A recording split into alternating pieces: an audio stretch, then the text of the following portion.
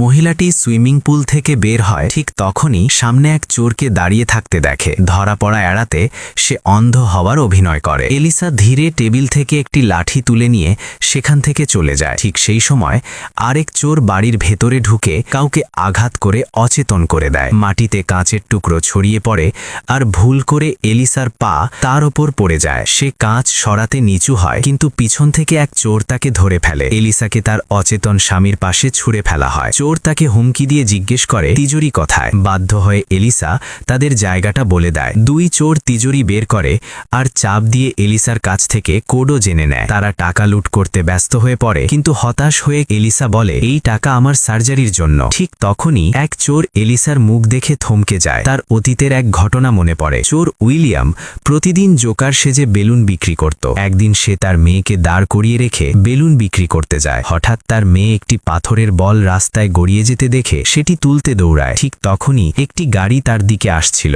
সেই মুহূর্তে এলিসা এগিয়ে এসে তাকে বাঁচায়, কিন্তু এতে এলিসার চোখের দৃষ্টি নষ্ট হয়ে যায়। উইলিয়াম তাকে হাসপাতালে নিয়ে যায়, কিন্তু জানতে পারে অপারেশনের খরচ অনেক বেশি। সে হতাশ হয়ে পড়ে। এলিসাকে ধন্যবাদ জানায় এবং সবকিছু খুলে বলে, কিন্তু এলিসা কোনো অভিযোগ করে না, কারণ সে জানে মেয়েটি নিরাপদ আছে। এরপর সে নার্সের সাথে চলে যায়। এলিসার অপারেশনের টাকা জোগাড় করতে উইলিয়াম সর্বত্র কাজ খুঁজতে থাকে, কিন্তু কোথাও কাজ পায় না। শেষমেশ বাধ্য হয়ে উইলিয়ামকে আবার সেই অন্ধকার পথেই হাঁটতে হয়, একজন চোর হয়ে।